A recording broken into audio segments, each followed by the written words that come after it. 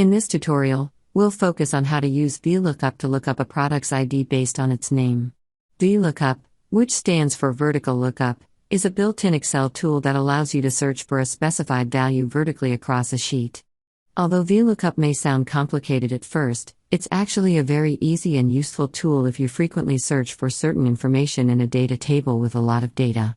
To get started, select the cell where you want the search result to appear, which in our case is cell H2.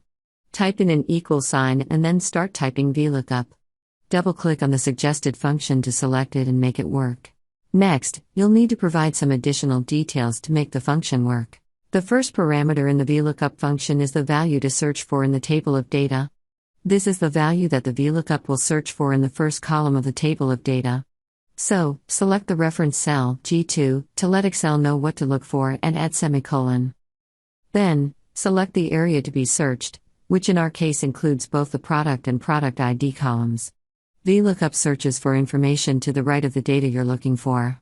So, make sure the products column is on the left and the product ID column is on the right.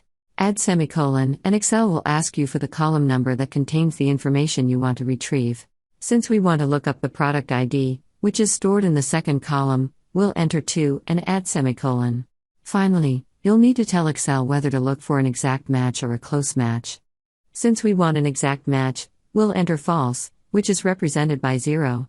Add bracket to finish the formula, hit enter and the job's done. When you type a product name into the reference cell, G2, cell H2 will automatically retrieve the corresponding product ID. It's as easy as that.